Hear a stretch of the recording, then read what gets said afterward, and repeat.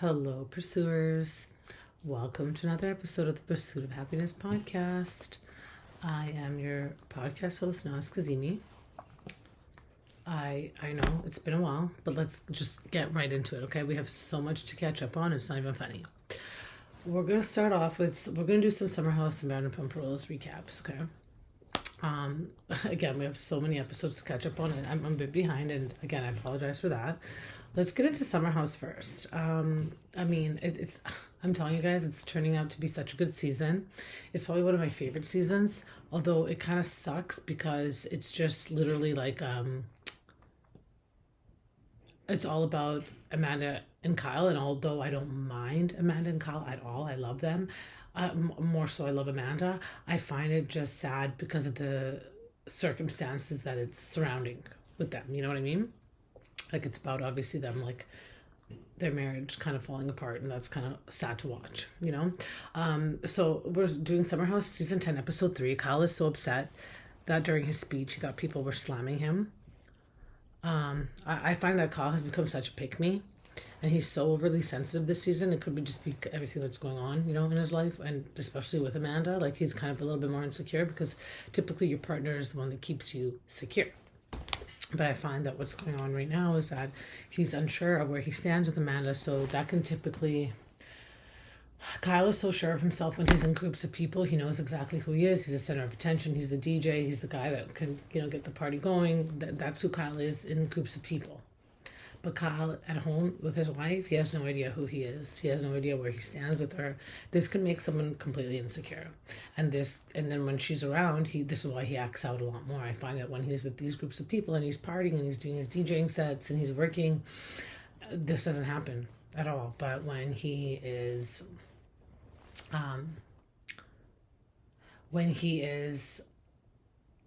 out and with his friends and his close friends, including his wife, he becomes a different Kyle because he's just unsure where he stands. He thinks that, you know, he just doesn't know. He knows that he's not the life of the party then. He knows that he's the topic of conversation then in a different kind of way. So obviously this would be upsetting for anybody, right? So I got to give him that. I get it. I don't agree with him, the tantrums and him being overly sensitive, but I do understand where it comes from. If he's not the center of attention and completely adorned, he throws a temper tantrum. Like, literally, those are exactly in my notes. Kyle is constantly blaming Amanda for her being high.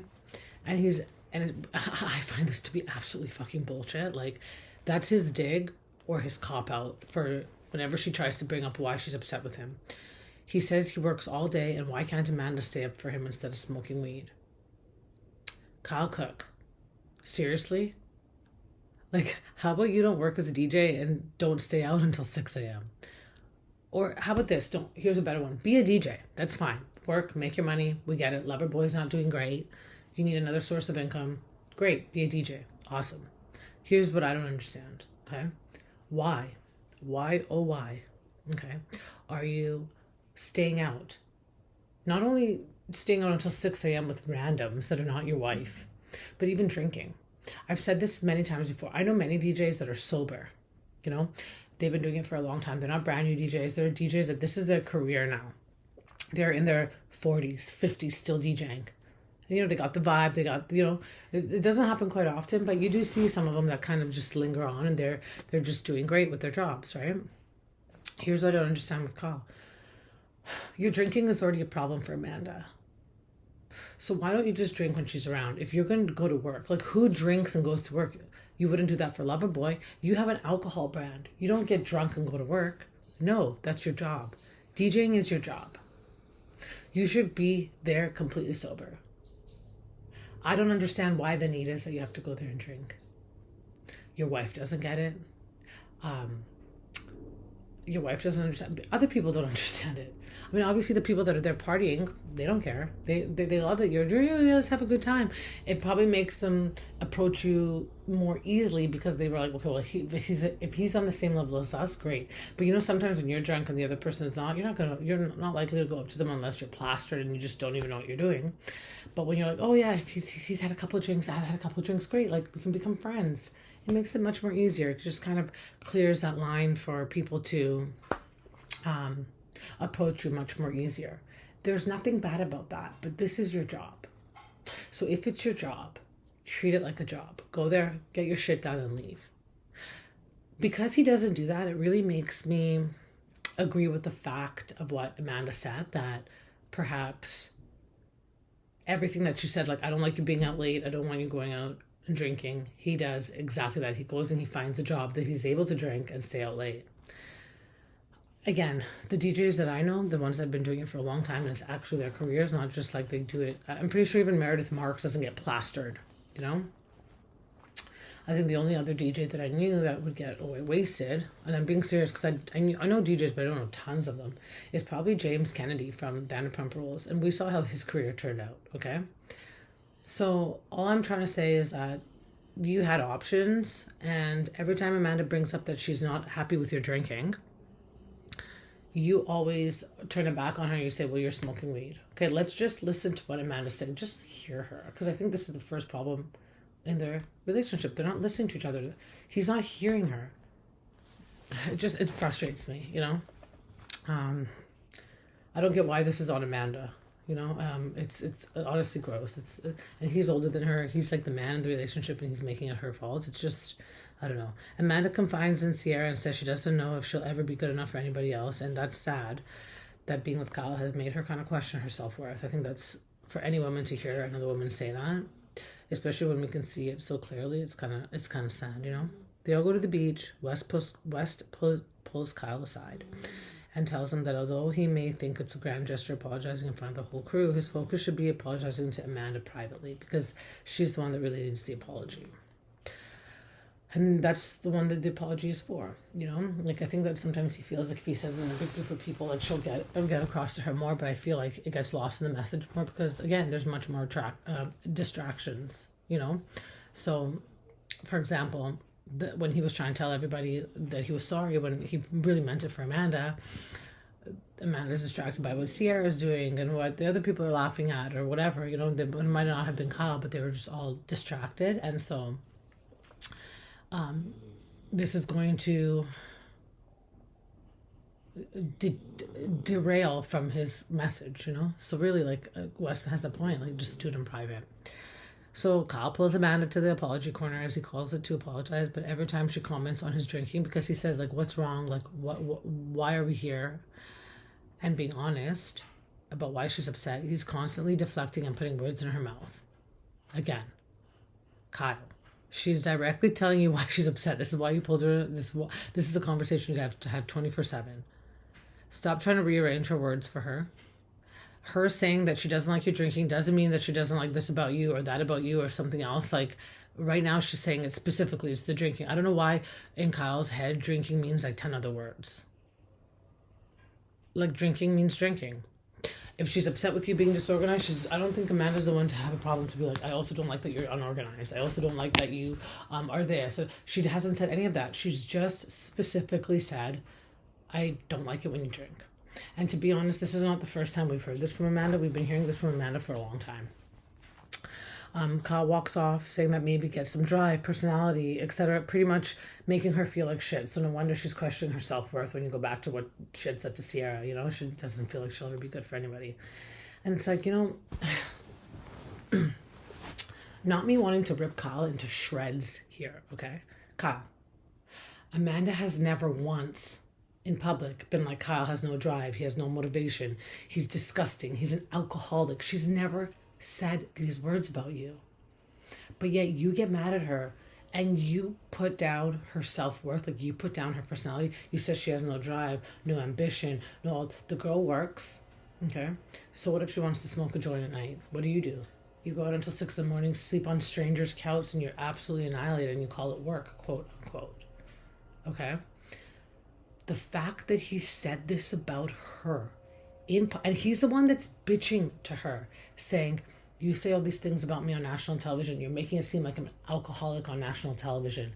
And you have the audacity to go and say all these things about her character, like literally destroying her character on national television, makes you the biggest piece of shit on earth. And I am going to stand by that, okay? That was disgusting. She answered the exact question that you wanted her to answer. and you turn around and you undermine and you belittle her character. Why? Because she's honest with you, or is it because she's telling you something that you didn't want to hear or that you're in denial about? I've never heard once Amanda call Kyle an alcoholic, ever. Just because someone doesn't like your drinking, they're not implying that you're an alcoholic. I'm pretty sure the way that Amanda is actually so honest, if she thought you were an alcoholic, she would just automatically say alcoholic. In fact, I've never heard one person say alcohol. I think, in fact, the only person I've ever heard, I haven't even heard Carl say alcoholic, or Lala for that matter, and they're in the program. The only person that I've ever heard say alcoholic is myself. And I'm someone that's sober, because I do think that Kyle's an alcoholic. So if Kyle has beef, come to me, okay? But I have never heard Amanda say that. But people can not like how you drink and how you act when you drink. And that doesn't necessarily always mean that you're an alcoholic, you know? People that odd time that they go out and have drinks with their friends, they turn into this monster. Their friends can be like, I hate how you drink. And then maybe it's just once a year. But still, that one time, it causes such a disrupt for everybody. The fact that he invited her to be completely honest with him, and she was, and then he went and he degrades and belittles her character on national television is disgusting. It's absolutely disgusting, and it just shows the kind of person that he is. And I'm still gonna stand by it. I'm the one that thinks that Kyle Cook is a fucking alcoholic. Okay. I did not like and I'm not saying that because of what he did to her. I'm saying that because of the fact that every time his drinking is in question, he automatically himself assumes that they're saying that he's an alcoholic. And if that's not projection at its finest, I don't know what to tell you. He walks off, again, says, get all these, whatever, making her feel like shit. She has never once talked about Kyle's character. She has only told Kyle that she's not happy with his drinking. She never once called him an alcoholic. She just didn't like him constantly drinking, and then he throws his tantrum. Completely degrades her personality. I'm so happy Amanda is going to be free from him, honestly. Like, I'm so glad that she's going through this divorce. This character has become so different from the Kyle Cook that we all fell in love with. And especially me, like, let me speak for myself. The Kyle Cook that I fell in love with. I do not like this Kyle Cook. And I feel, let me say it again, because I have no problem saying it. It's the alcoholic in him. This is not the real Kyle Cook. This is like, he's like, you know, everyone's bottom is different. This is his bottom, where he's unable to take accountability, unable to be self-aware, and literally deflects everything on everybody else. This is his bottom, okay? Because Kyle is a functioning alcoholic. He can function. And by that, I don't mean he goes to, well, he does go to work drunk, because doesn't he do his DJing, and that's work? But he's able to wake up and continue on the next day. We haven't really seen it fault or alter his life until honestly just about recently. So, I mean, if this isn't it affecting your life, then, you know, maybe I'd have it all wrong. Production had to step in to help Amanda because obviously it was disgusting what Kyle did. In a confessional, the production also asks, has Kyle cheated on her? And if she believes it, and she says that he has, but she's not sure if he has since then. But she does receive DMs and people telling her stories about him, and that's not fair to her because he is out until freaking like 6 a.m. Like, what else? There's obviously going to be stories. But like, is that what the wife wants to hear? Like, waking up in the morning and then hear all these things about her husband? No, it's just fucking weird. Like, I can't believe Kyle doesn't clock it. Like, I can't believe he doesn't see what he's doing, you know? KJ and Bailey are having a conversation back at the house about how KJ didn't grow up with his dad, but with his sisters and his mom. And that sometimes doesn't work out too well for him. I really do like KJ. I think that he's a great addition. And I think that Ciara is kind of like a hard character to break through. Like, she kind of like has her guard up. But with KJ, like, automatically her guard went down because he knows how to be with women. And I'm not saying he does it to use them or to like get in with them quick. It's just, that's his personality because he's grown up with them. He knows what to do to kind of like break the ice, you know? The girls want the sensitive guy, and then here's the funny about girls. Girls want the sensitive guy, the guy that communicates, the one that's able to communicate his feelings. But when they actually get that guy, they toss that guy to the curb because they want the guy that's like the macho guy, the one that's ghosting them all the time, and they always go for the toxic one. So this is why for him, I can understand why he thinks that it's kind of like a curse to be this kind of well-rounded and be able to communicate, but at the same time, like, It might not work in most cases because as much as it's just like guys want I don't want the girl that's loudest in the room. I want the girl that's, got herself together and it doesn't act like a slut. But you put them in a room with girls, they go for the loudest one that's acting like a slut. Same with girls. Girls want the guy that's sweet and sensitive and communicate. You put them in a room with a bunch of guys that are sweet and can communicate. They're going to go for the macho guy in the corner that's going to ghost them and going to slap them around and talk to 10 other girls at the same time. Don't ask me why. Human nature. Okay? Carl, Amanda, Jesse, Ciara, and Levi go out for dinner, also known as the dinner crew. And back at the house, Mia, Bailey, KJ, West, Ben, and Kyle eat dinner, and because they want to go out and party after. They all go out to party regardless, but some of them stay at the house. Some of them go out for dinner. Kyle admits that he's pretty uncomfortable with change as he's talking to his dinner at home crew. And Ben asks if he's willing to not DJ if it means saving his marriage. And, typical Kyle, dodging the question, not taking accountability. Because in his eyes, he hears it. I'm sure he hears it. But because he doesn't want to admit it, he's going to rearrange the words somehow to make it like it's something else that they're bringing up. And so, of course, he goes off to say, well, I've been DJing for only a year and we've had problems before that. But then West, I love West this season. Not only is he so sexy, West, oh my God, but he's just so good this season. Calls him out and says, answer the question. And then clocked by West. Kyle, sure you have problems DJing and never being home and constantly drunk rather than intending to work on your previous problems. I'm sure that the previous problems haven't really been solved and now this is added to your plate. But he did end up answering the question. But we all know what he would have said. That probably not. Because in his mind, he's had way more problems before he ever started being a DJ. This is why I'm single, you guys. Seriously. I just cannot with these men, I'm not saying all men are like this. I'm just saying, I just cannot with the way that their brain works, West was so happy after the night is over, saying that it's the best night he has had with Ciara in a year. I love West. Amanda, again, saying nice things about Kyle. How he walks into a room and lights it up and everyone wants to be around him, even after all the crap he said about her. She still says that Kyle gives her these butterflies when she sees him. Okay? But she also is smart enough to know that sometimes this might not be enough anymore. And I am so Team Amanda this season. You guys have no idea. Episode 4 we get into. Levi says that she saw Ben on Raya, this dating app for the rich and celebrity type people. And Bailey, is in love with Ben. Amanda and Kyle have yet another conversation. Amanda says, I always say you're my best friend and say nice things about you. If anything happens in my life, happy, sad, bad, I tell you right away. But then when you have something to say, it's you wait for me to ask you. And I do ask. Because I do know when you're acting weird and something's up. She then says, but Kyle, if you're so miserable with me, why are you still here? Same situation all over again. Kyle claims that it's not his intention and he apologizes, and that's the end of that. So until the next time he wants to attempt to talk about this is the cycle. This is the circle, the hamster wheel that we're going to be going through. And I think for him, I don't know, I feel it's kind of and see, this is why I'm saying it's also he's an addict because it's insanity. He's doing the same things over and over again, expecting different results. But I think with Amanda, she realizes no, there needs to be a change. I can't keep going like this. It's Thursday night, and West is hosting a singles bash for Ben as Ben is ready to move on from his ex. Lindsay Hubbard shows up. I feel like the season has been so great without her. I mean, it would have been nice if she never came back, to be honest. I didn't really miss her.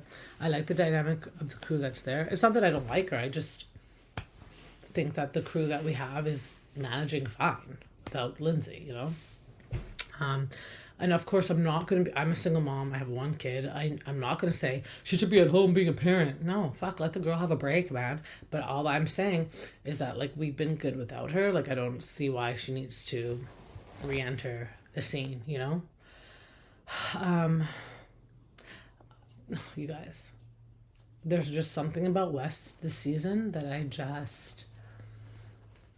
he's just so yummy. That's all I can say. His style, the way that he's kind of just so chill and not so, Oh, God, that's all I gotta say. He's chef's kiss this season. And that's how I am. It takes me a little bit to grow into like liking people, but it's definitely worked for me this season. Anyway, Lindsay says that she never really thinks about Carl, which means that she's still she's indifferent. She's not indifferent yet. Sorry. I thought that was kind of a bold statement to make, because I think that how this had come up is because Carl was saying that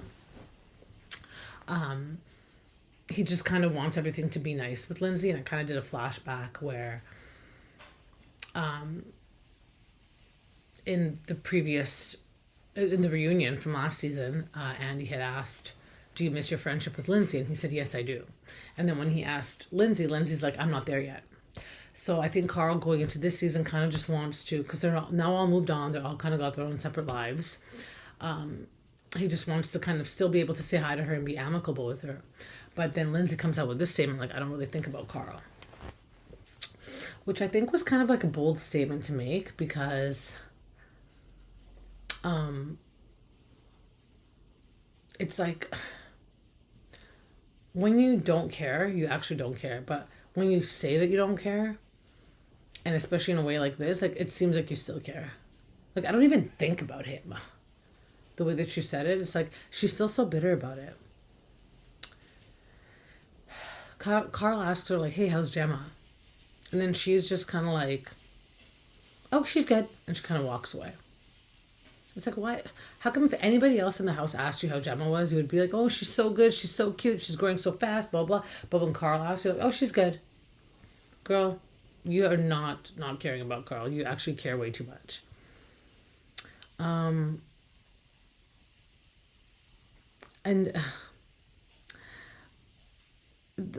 okay, like, I didn't want to say this, but I'm going to say it out loud. If it wasn't for Carl dumping your ass and calling off the wedding, Lindsay Hubbard, you would not have Gemma. So why are you still so upset that he dumped your ass a few days before the wedding? I don't get it. Anyways, that's enough for me being being mean. I don't like Lindsay and Ben. I don't want Lindsay and Ben to happen. Not because I don't necessarily like Lindsay. I don't care about Lindsay. Maybe I do. Ooh, see, caught it right there. What it is with me is, like, I want Ben to be with Amanda. And y'all are like, what? It's Amanda still with Kyle. I get it, but I can tell Ben has eyes for Amanda. Why I can see that is because, okay, episode 1, Kyle got pissed that Amanda went skinny dipping in the pool. Okay, which, FYI, she was not skinny dipping. She had a bra on. It just, because it got wet, it got see-through, so you could see her nips through it. Oh, well. No, everyone still had underwear on. And then Amanda's like, when she got out of the pool, she was telling Kyle, she's like, you're mad about that? But, like, I went skinny dipping with Ben, and you didn't even get into the water. You were just watching us skinny dip together, like, when they were in Italy for the wedding, which they had met Ben at. So, as soon as Kyle had said that, I started to watch. I just viewed Ben and Amanda different.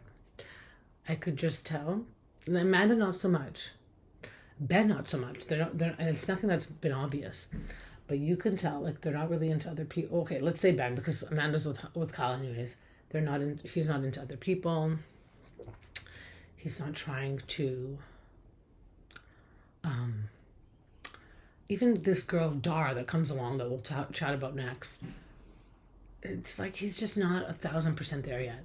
And then obviously previews for the next episodes coming up, kind of kept me biased. Like, I was like, okay, I see where this is going, you know.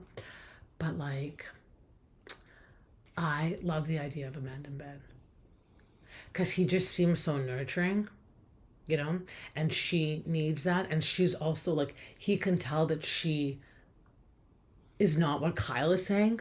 Like, she's actually very loyal and she wants her man at home and she will do anything for her man, whereas Kyle kind of makes her seem like she's got no personality, no drive.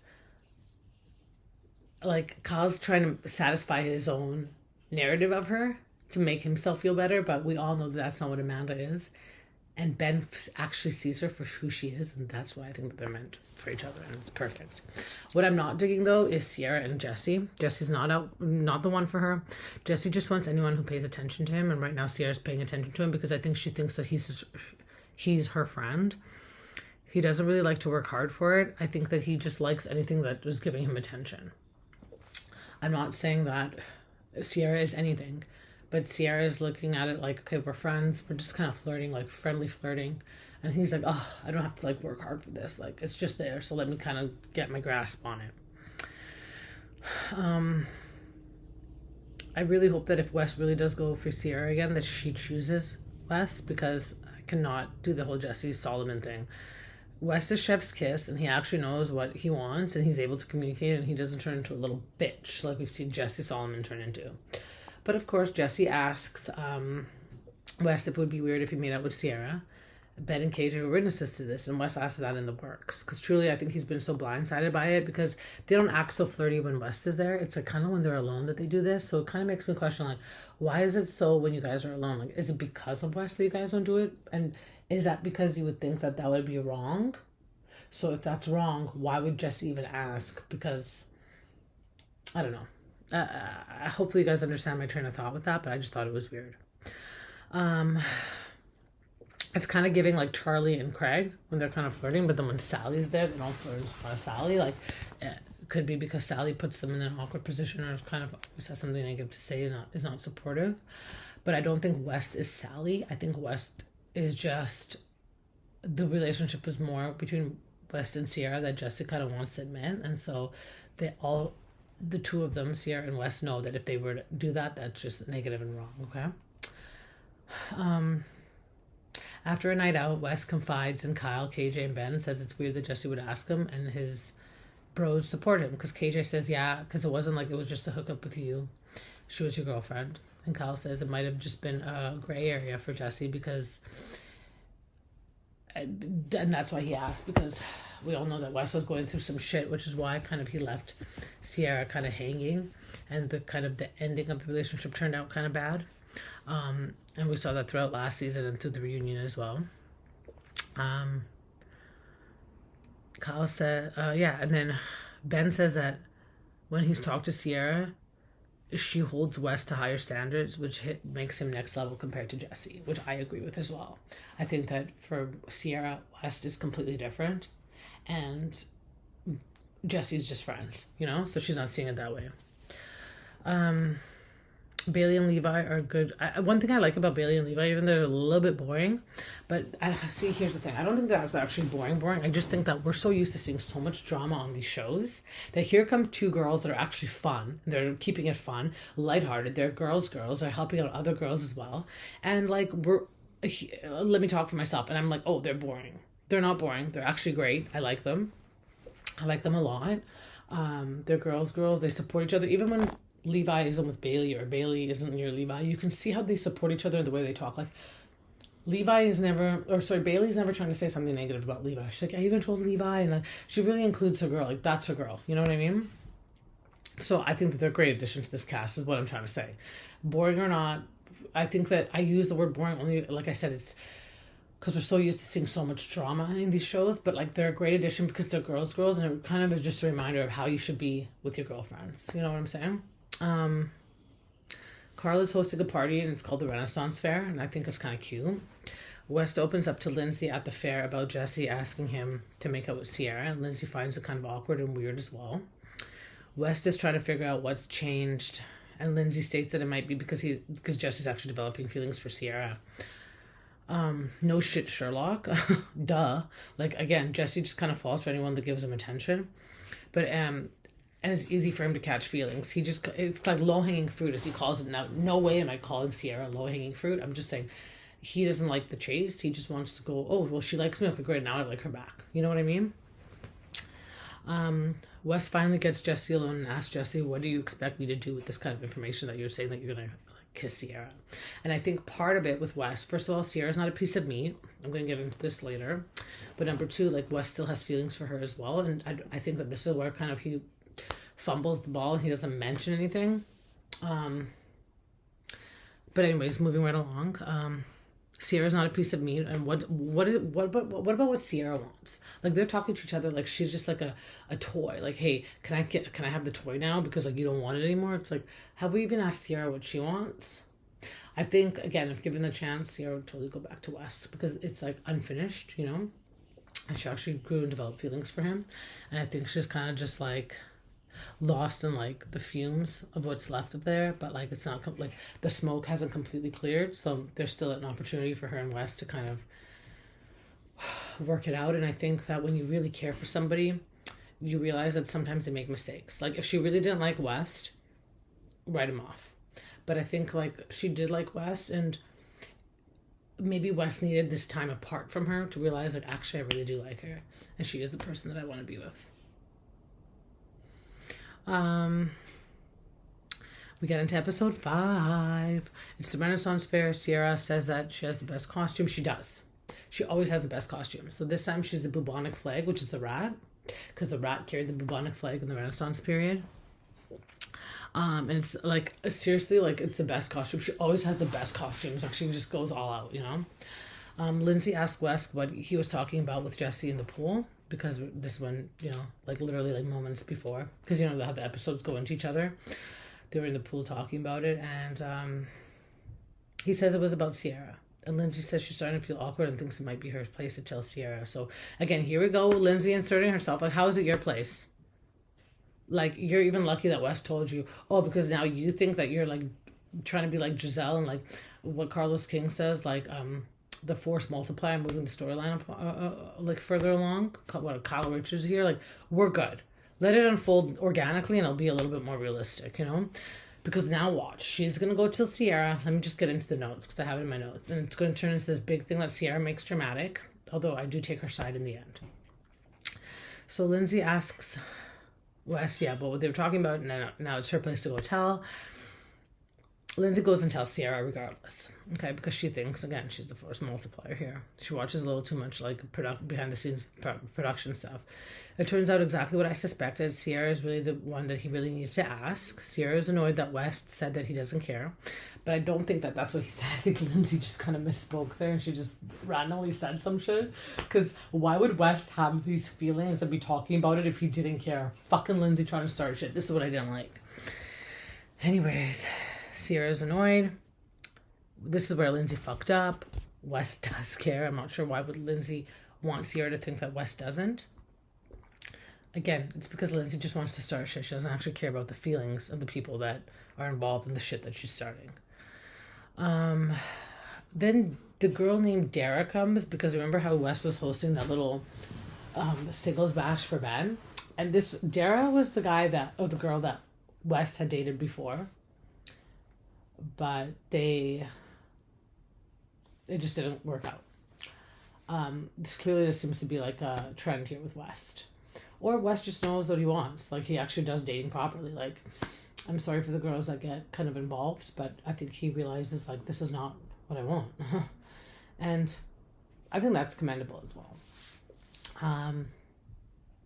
But anyways, so he invites Dara to come, thinking that Dara will hook up with Ben, or just, start dating Ben. It seems like they were interested in each other. They were chatting. But then she shows up at the Renaissance Fair, and she's talking to KJ. And I was like, wait a minute, isn't she supposed to be there for Ben? Because it seems like she's kind of really close to KJ. So KJ's kind of showing her around, and they're having shots together. And then all of a sudden, Ben comes out. And then she's like, I'm going to continue my tour with KJ. And then he's kind of like, oh, okay.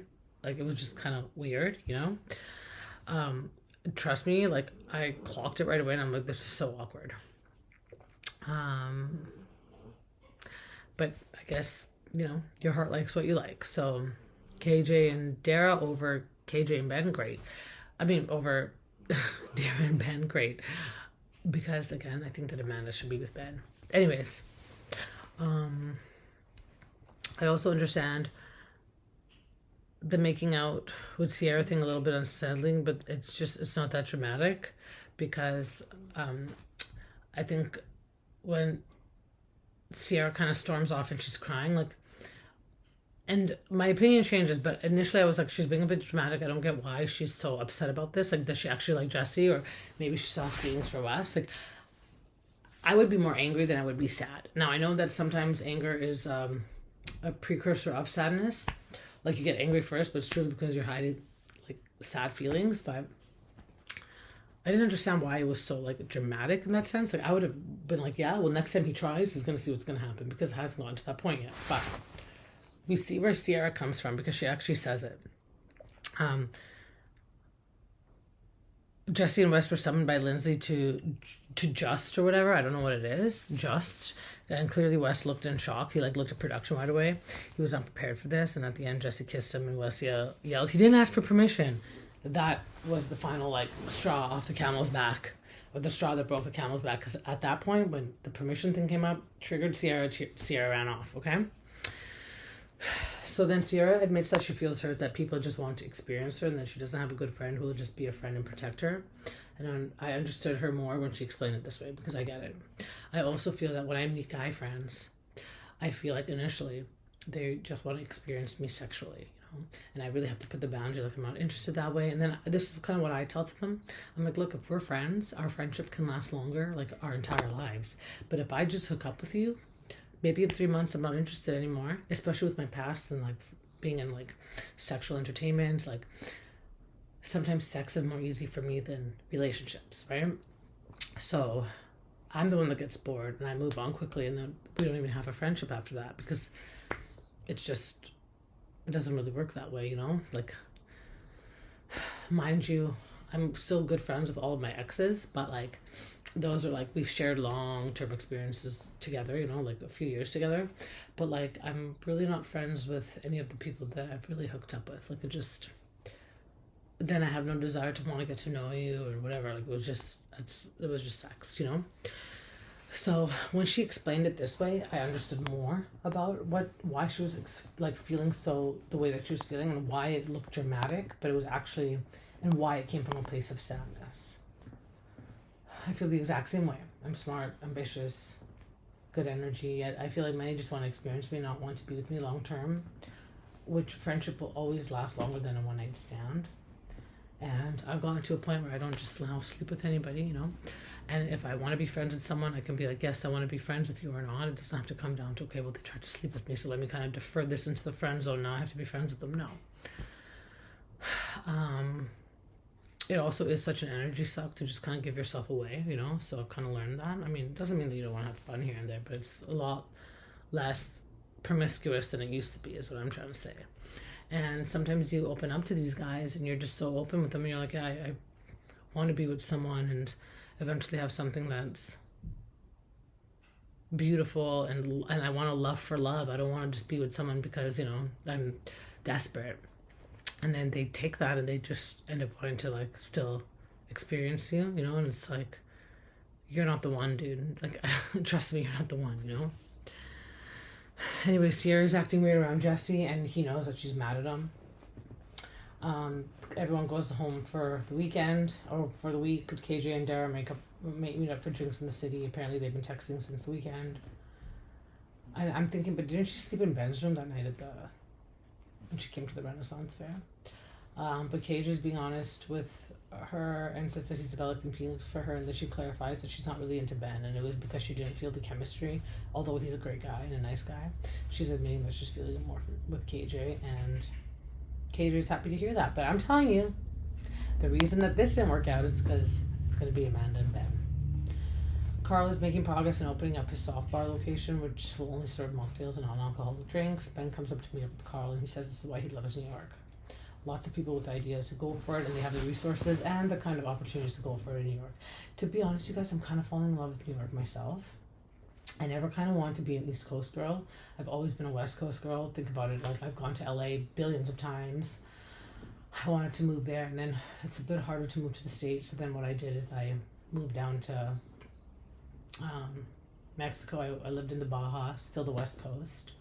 But I don't know, like one day, I think maybe it was in a dream that I had, and then I was like, you know what, New York was calling me after watching all of like the Gossip Girls, and I saw Rachel Zoe go to New York with like Dorit and everybody, and it's like all the opportunity that's there. I'm like, you know what, maybe this was meant for me, you know? Maybe New York is kind of where I have to go. Like always go places that you will kind of challenge you. So I'm thinking maybe New York, because I've never really thought about it that way. Like I've always thought it's one of the mega cities, like it's LA and New York, but I love the fast pace, and now that I'm kind of back in Vancouver visiting, like I'm seeing, like I like the buildings, I like the fast pace of it, but then New York is supposed to be faster. Like I could never do Toronto, but New York, you know, like, so yeah, I don't know, we'll see. Then they start talking about how Carl in 2019 had invested $15,000 in Loverboy, and because he believed in Loverboy and he thought that it was going to go places, and he asked for Kyle to invest and return in his business, and Kyle had said that he wasn't in the financial position to invest and return the favor, and this kind of leaves Carl confused. I have a bunch of feelings about this. I mean, Kyle did confess to Carl that he's not paying himself salary at Loverboy because Loverboy isn't putting in the profits like it used to. Hence why he got the gig as like a DJ and a second job. Maybe Carl wanted him to just pay him back, quote unquote, but call it like an investment in his company. So then that way it was like he's giving the 15,000 because when Kyle needed the 15,000, he gave it, but then now he needs it, you know. So I could kind of see it that way, and I feel like I get where he would be like. Kyle should have recognized, well, if he put in 15,000 in mine, maybe I can just return the favor and put that 15,000 back. So it's like you're paying it back to him, and now it's you guys are even, you know. But like,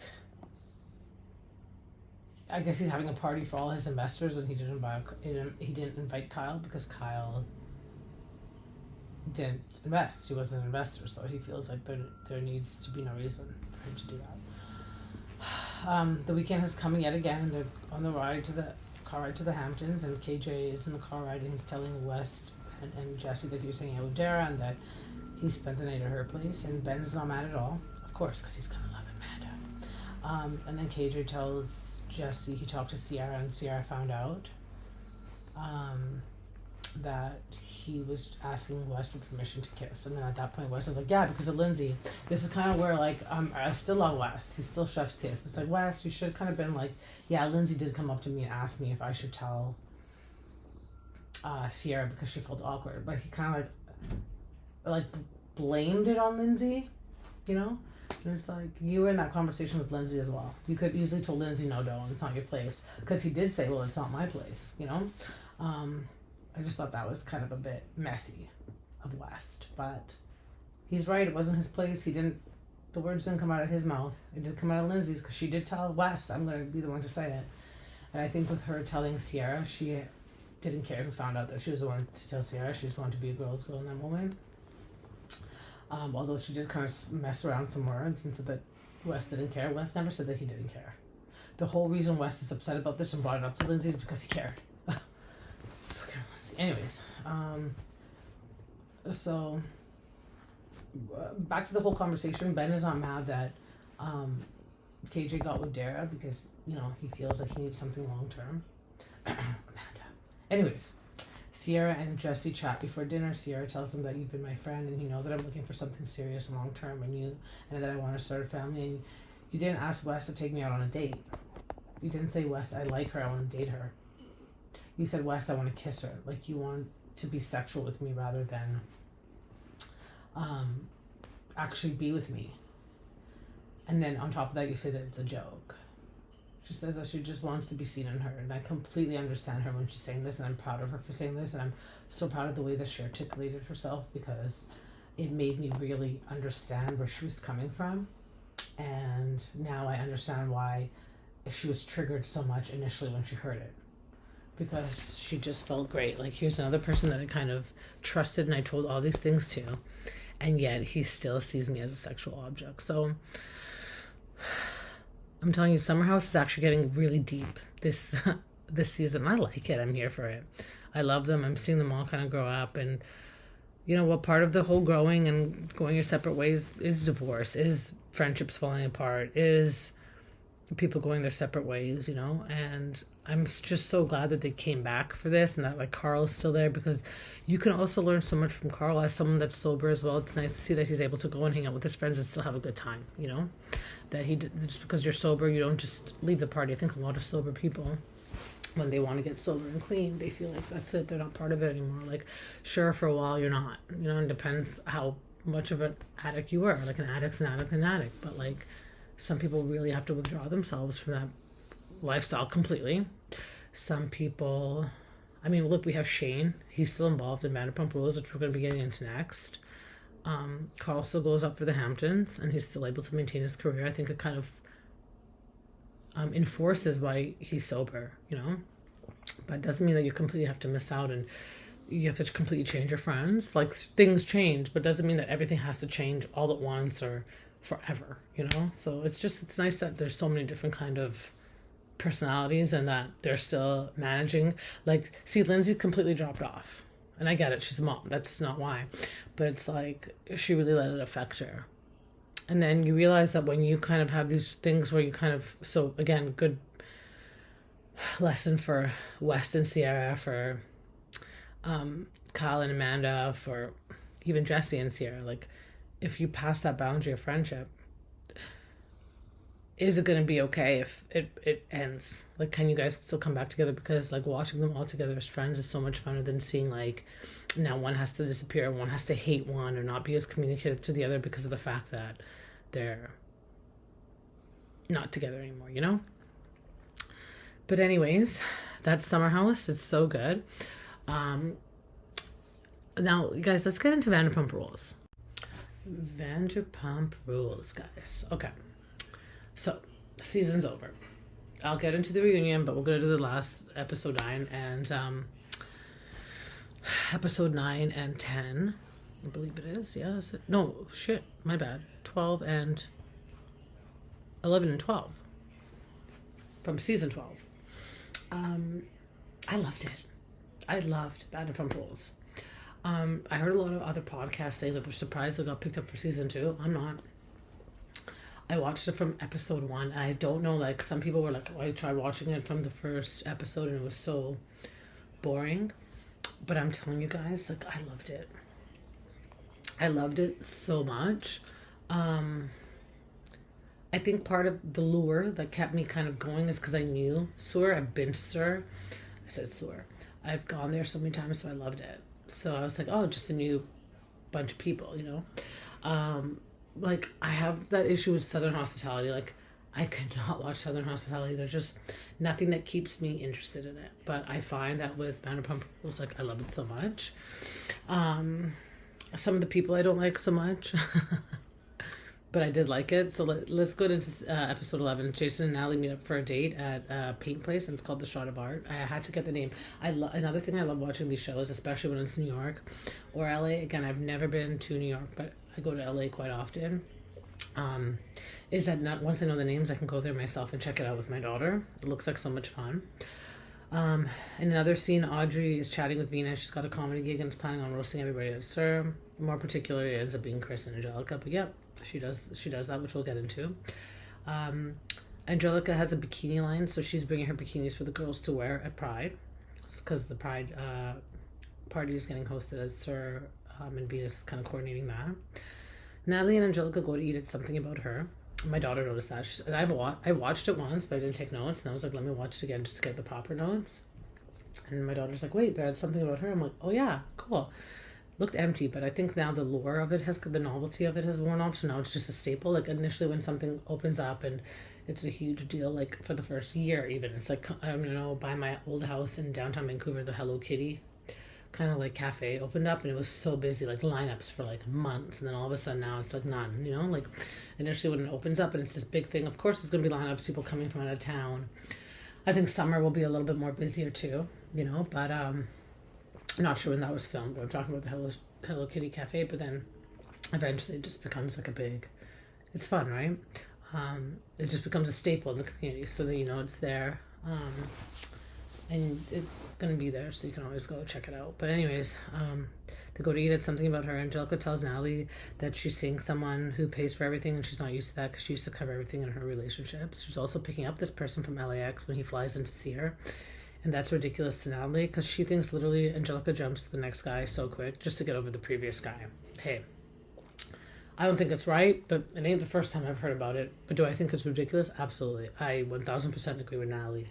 Natalie tells Angelica that Shayne was interested in getting with her again, and that that leaves Angelica in a bit of shock. She says that Shayne was supposed to miss her and not with Natalie when she got her boobs done. But she also says that Natalie's not too smart. She doesn't understand appeal. Girl, you are not a girl's girl if you're saying that behind someone's back on camera. It's just ridiculous. Anyway, Audrey learns through the grapevine that Shayne is lusting over Natalie again, and she runs it by Jason, who's shocked to hear this. Jason confronts Shayne, and when Natalie enters the conversation, she says that her and Shayne used to have a connection. Her and Jason were just friends, and this kind of offends Jason because he didn't think it was that. Shayne then says that it's not really about Natalie, but more about the friendship between Jason and Shayne, and Natalie walks away from them both. Shayne did call it a bit dramatic, so did I, but I think at that moment I get where she was coming from. Like, I'm not necessarily defending the dramatics, but I'm just saying, like, she was like, oh, so you guys are literally talking about me and this has nothing to do with me, then fine, be together. I out of the equation. She doesn't want Jason, nor does she want Shayne, and she kind of made her stance clear. But they both back off. They'd obviously rather have their friendships, all three of them, than to, make it awkward. But I still think that Shayne loves Natalie, and I think that they'll end up getting together, Remember what I said? Like, the guys want the girl that's not the whore, not the slut. Well, I'm not saying Natalie's that, but she's the loudest in the room. She's making out with people, and they love her. Okay. I don't get it. And not that I don't get the appeal about her. It's not that. I'm just saying guys say one thing, and then they go for something else. That's the part that I don't get. But I also love Natalie, and I also would want to be her friend. So the lure about Natalie, I get. I'm just saying, guys will say one thing, that they want a girl a certain way, but then they go for the loudest one in the room. That's the part that I don't get. The crew goes to see Audrey's comedy show. She roasts Shayne, she roasts Marcus and Kim, she roasts Chris, but she roasts Angelica.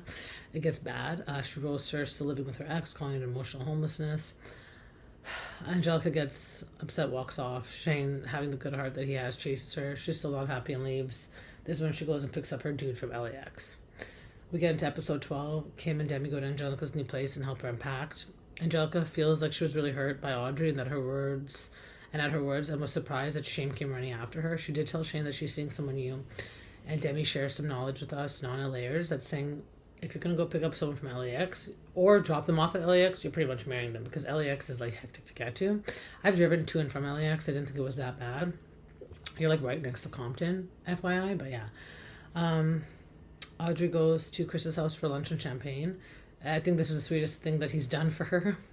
After he told Audrey that he wants her and wants to make it work with her and put in the effort, he says that he wants to be open in case he meets someone when he travels, or if she meets someone. So pretty much you're back at the same position you were when she dumped you at Universal Studios.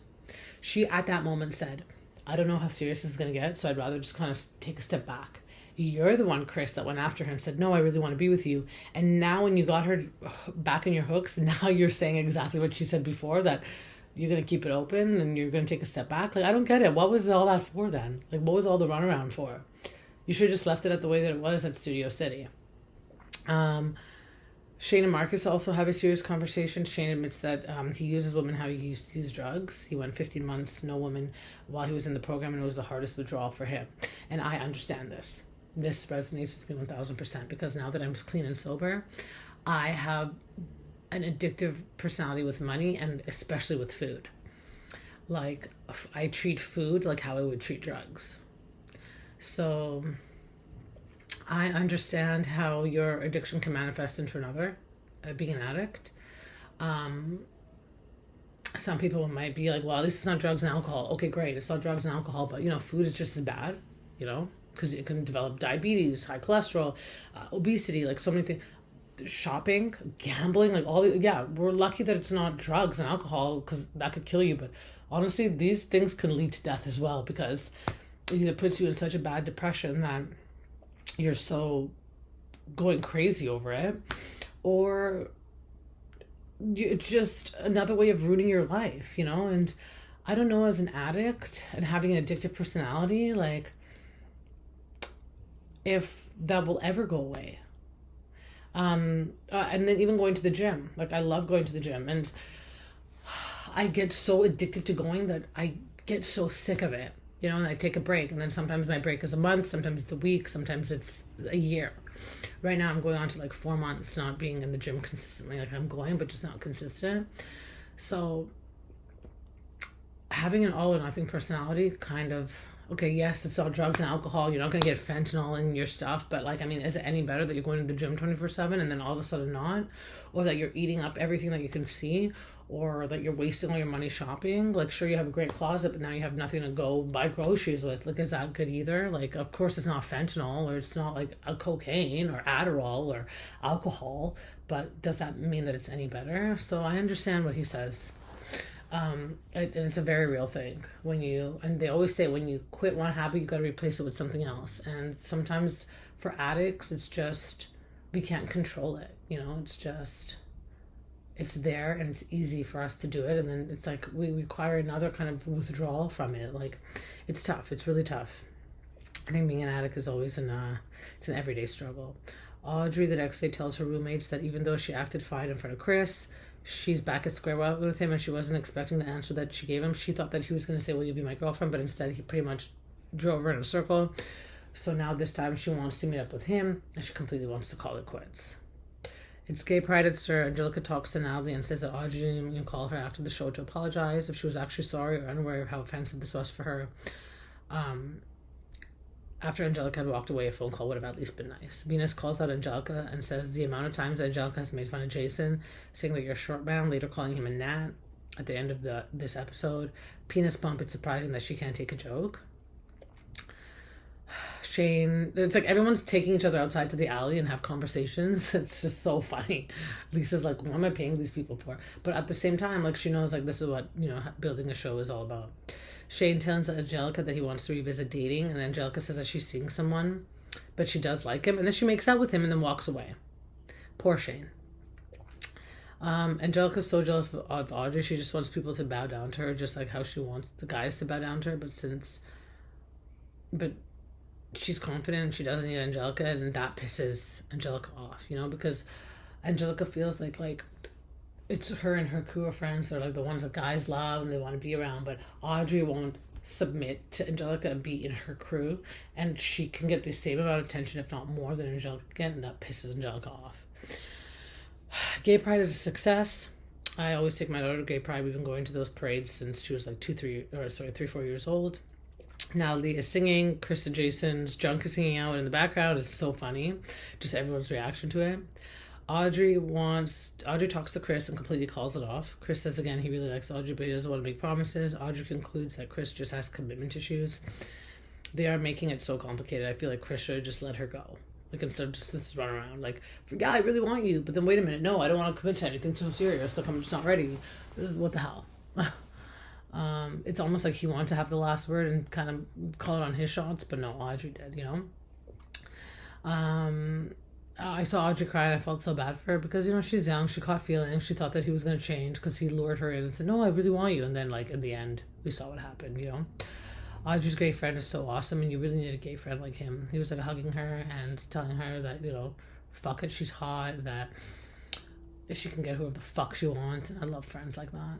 Right when Audrey gets back from her official breakup, Angelica asks to have a conversation with her. I don't think Angelica realizes what Audrey's been through, and not that necessarily it excuses Audrey's behavior, but also Audrey doesn't owe her anything. And Angelica's calling out Audrey and saying, you're kind of giving me attitude, and then Venus comes out and supports Audrey and says, I thought you were funny as fuck. Because Angelica says that it wasn't funny, and finally the truth comes out. This is what I think Angelica's actually pissed off about. Angelica says that when she used the penis bump as a joke, you all said that it wasn't funny and you fucking killed her for it. But then now Audrey says it, and it's the funniest thing. So are you actually mad at Audrey, Angelica, or are you mad at everyone for laughing when Audrey says it but not laughing when you said it? Which one? Because I think you're mad at the latter. You're just pissed off that it didn't land when you did it. But honestly, the way that you speak, the way that you say things, it's never going to land. You're not a comedian. And it's not funny. The way that you make fun, like, you talk about it is not funny. Even the way that she's like, you look like an ant, Jason. And then she looked at, like, everybody. Like, the way that she says it, it's like she's almost embarrassed to say it. She's like, shut up, you look like an ant. Like, the way that she said it was so funny. Like, oh my God, it was so funny. You're the issue, Angelica. When you say things, it just doesn't like, you're an ant, Jason, you're the ant, don't hug me, you're the ant. Like, the way she said that, like, it was so funny. That's all on you, girl. And she calls Jason an ant. Like, what the hell? You're just getting mad at people for, like, making fun of you in a comedy show, then you call Jason an ant.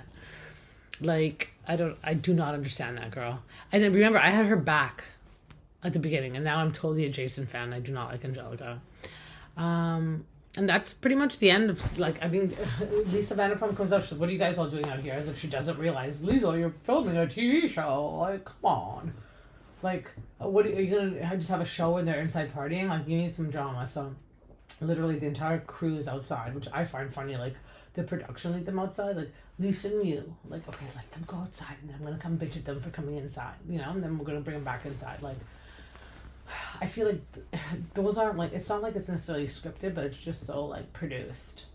Like, they obviously kind of, like, collaborated beforehand, like, and decided, like, this is how we're going to kind of shift the scene here. But again, I loved Vanderpump Rules. The reunion did happen. What can I say about the reunion? I thought that Angelica didn't take responsibility for anything. She doesn't take accountability for jack shit. Andy calls out Audrey and says why she's so pissed, and Audrey says because when the last 2 episodes aired, she got so much flack from the audience, like death threats and all these kind of things. And Angelica's kind of she's no angel in this either, because she really goes and runs her mouth on socials and stuff from what I've heard. I tried looking for her on social media, I couldn't find her, but yeah, it's just interesting that kind of had the reunion played out. You know, it was fun. It was nice to see them at Sir. But I love it. I'm more into the seasons. Like, if something good comes out of the reunion, I'll definitely bring it up on the next episode. I don't think there was anything really exciting to talk about, but I definitely thought that, again, great season. I'm so happy they got picked up for season 2. And if people really are not paying attention to this season, then I don't know what to tell you. It's so good. It's so good. But with that being said, you guys, we're done. Our summer house recap and our Vanderpump Rules recap. I will be back next with the final, the Ballet Persian Saw recap. And I have another Dear Nas episode coming up. I have another Netflix recommendations. I've been watching so many Netflix shows. I've just been chilling at my mom's house and just enjoying. My mom's like, you need to get out of the house more. I'm like, see, now people realize I don't go anywhere. I love just talking into my podcast microphone, and I love just watching movies and kind of like dissecting them. It's fun for me. I love it. Yeah, but anyways, thanks guys. I hope you had a great week. Sorry it's been kind of like rough around here. We just had lots of stuff going on as I'm back in my hometown and just kind of like, you know, got errands to run and things to do. But with that being said, have a great rest of your day, and I will see you guys on the recap of the Valley Persian stuff. Thanks, pursuers. Have a good night.